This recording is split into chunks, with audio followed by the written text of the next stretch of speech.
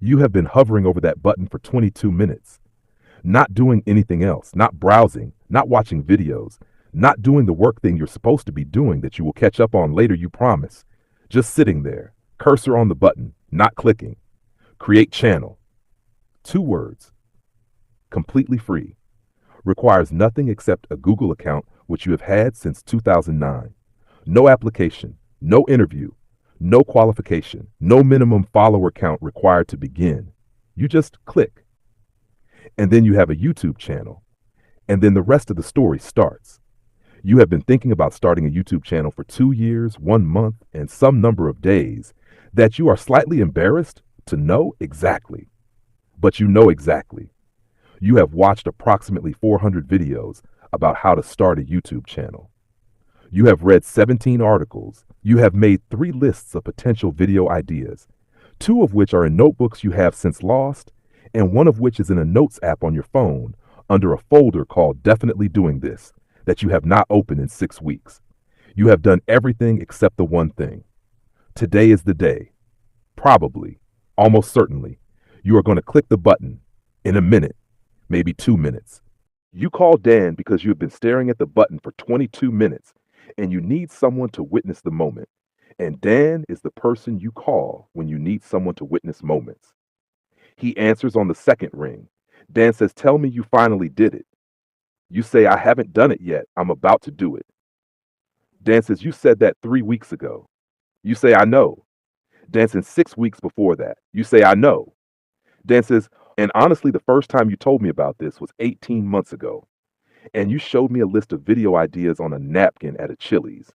And I genuinely thought you were going to film the first video that weekend." You say, "The napkin got sauce on it. It felt like a sign."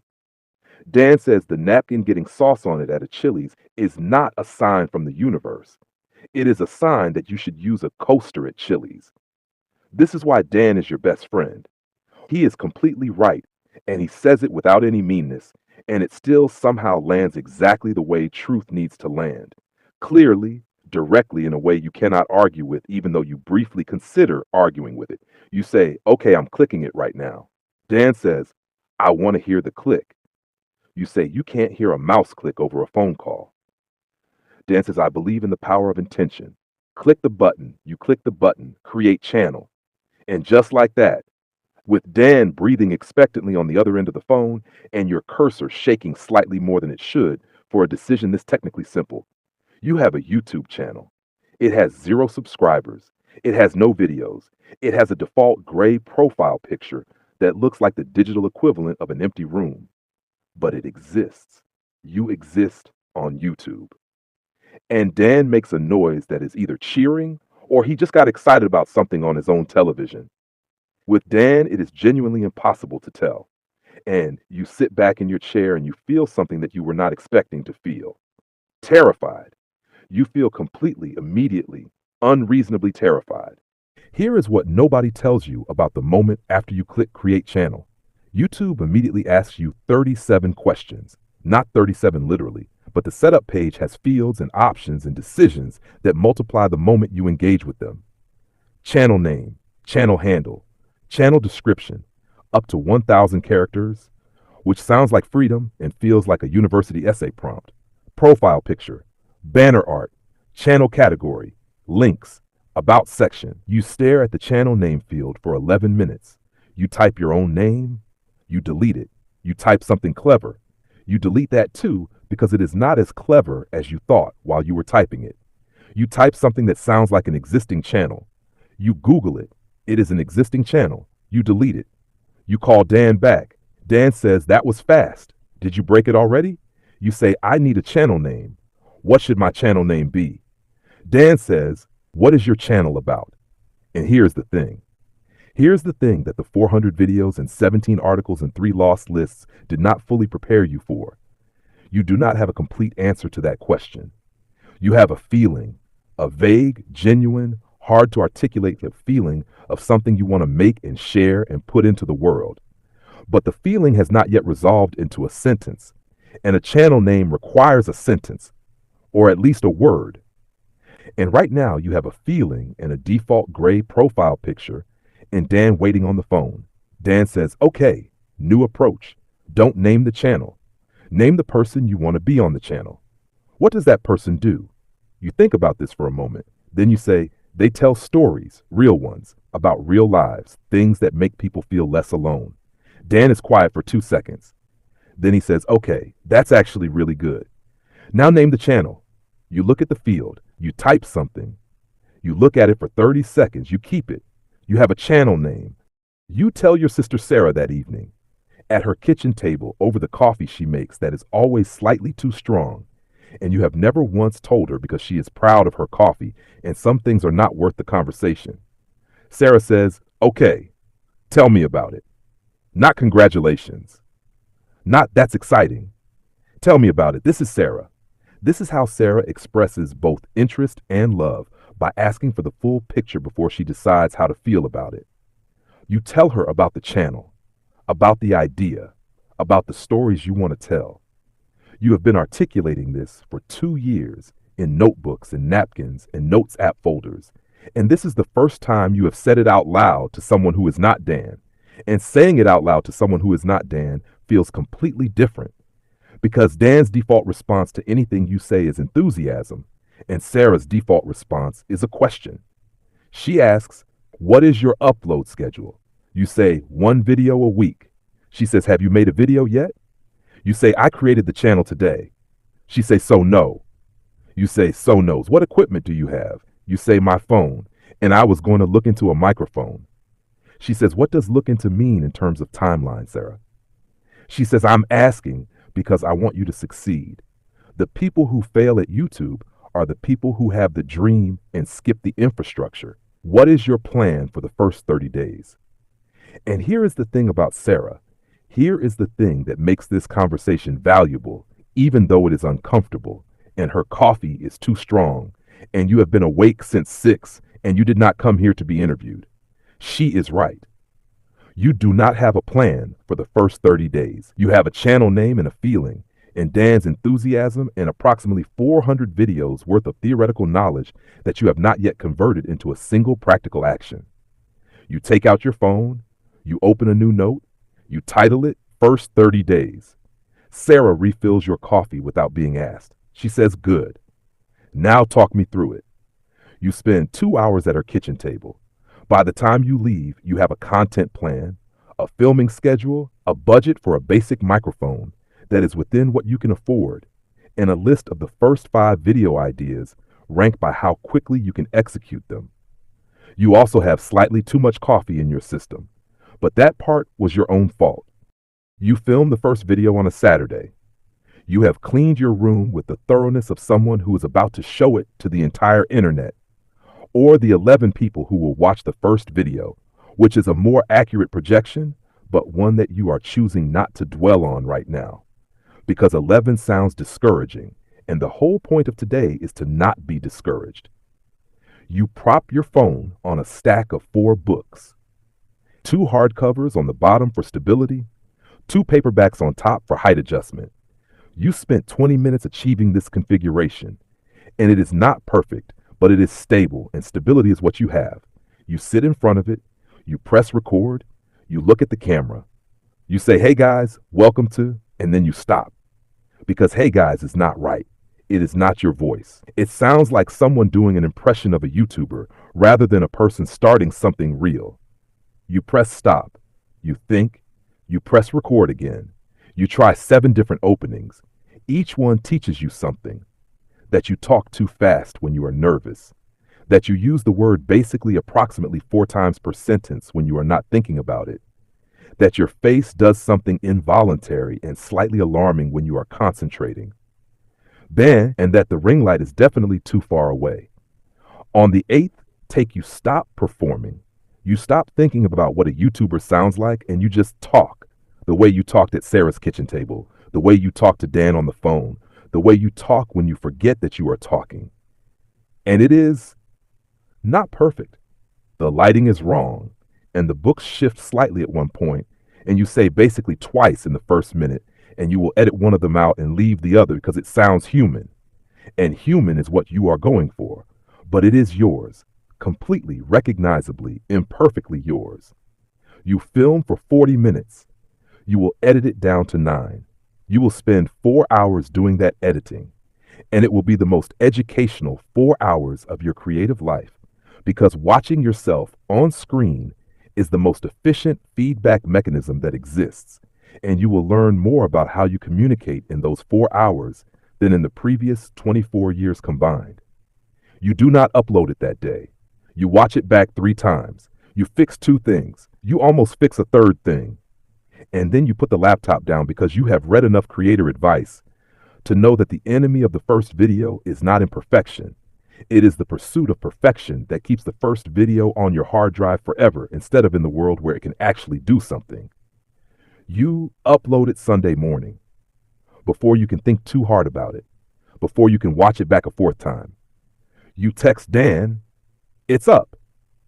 Dan responds in 4 seconds with 17 fire emojis and a voice note of him cheering that lasts 22 seconds, and you listen to all of it twice. In the first 48 hours, your video gets 23 views. 11 of them are you. 3 are Dan.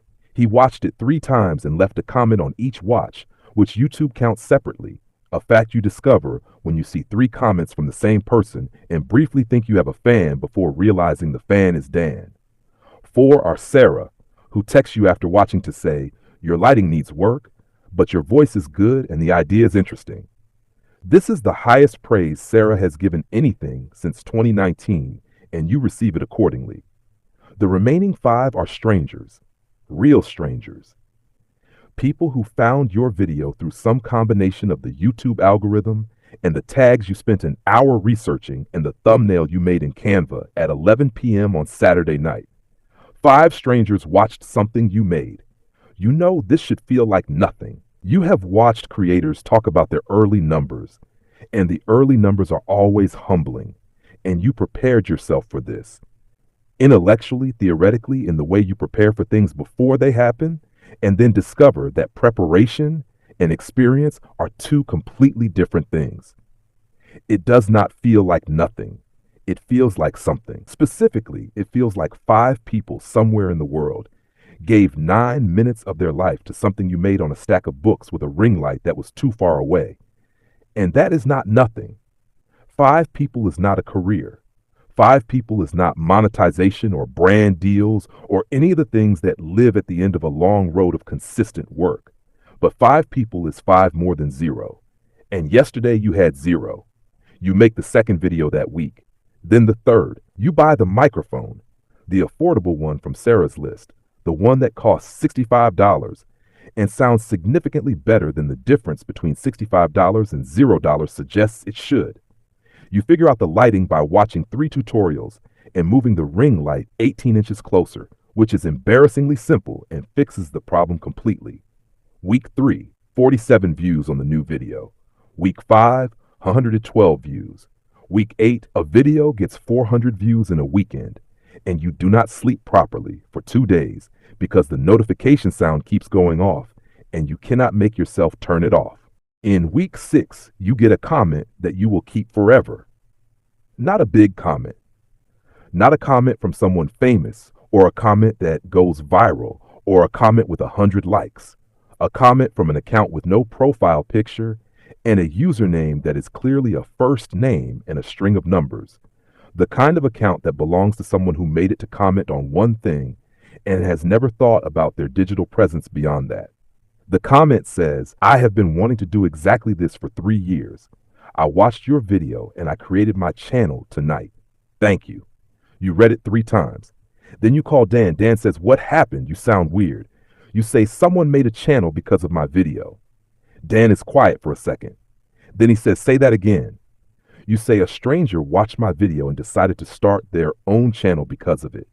Dan says, that is actually incredible." You say, "I have 340 subscribers. I don't know what I'm doing half the time." My third video has 31 views, and one of them is definitely my mom, even though she told me she doesn't watch YouTube. Dan says, "And someone made a channel because of you." You say, "Yeah." Dan says nothing for a moment. Then he says, "That's the whole point, isn't it?" That's what you said at Sarah's kitchen table. Things that make people feel less alone. You look at the comment on your screen, the account with no profile picture, the person with 3 years of thinking about it who finally did the thing because they watched you do the thing. You reply to the comment. You say, "I'm so glad. Go make something. Don't wait." The waiting is the only part that wastes time. They never reply, but they never deleted their channel either. You checked. 3 months later, they have 11 videos and 47 subscribers, and their lighting is better than yours was in week 1. You are unreasonably proud of this person you have never met. 6 months later, you have 1,400 subscribers. You have uploaded 24 videos, one a week, every week, without missing a single one, which is the thing you are most proud of, and the thing that required the most from you, not in terms of skill or equipment or ideas, but in terms of showing up when you did not feel like it. The week your grandmother was in the hospital, the week your job became temporarily impossible, and every night felt too full for an extra hour of filming and editing. The week your 6th video got 18 views, and you sat on your bedroom floor and had the specific quiet crisis of someone questioning whether any of this is worth it. You uploaded that week too. All 3 of those weeks. Not because the videos were your best. They were not. But because you had made a promise to yourself, and the specific person you are becoming is someone who keeps promises to themselves, even when no one else would notice if you didn't. Dan has watched every single video. He leaves a comment on every single one. The comments are not always insightful. Last week he left a comment that said simply, "This one goes crazy," on a video that was a quiet, reflective piece about something that definitely does not go crazy. But they are always there and always kind and always light. Dan. Sarah subscribed in week 2 without telling you. You found out because YouTube shows you subscriber notifications and her name came up, and you texted her and she said, "I was going to wait until you hit 1,000, but I ran out of patience." She has sent your last 3 videos to people she knows without being asked. This is the highest expression of Sarah's support, and you know it. And the person from the comment, the one with no profile picture who made their channel because of your video, they uploaded their 12th video last Tuesday. It is about something completely different from anything you make, but it exists because you existed first, because you clicked the button. Here is what I want to tell you.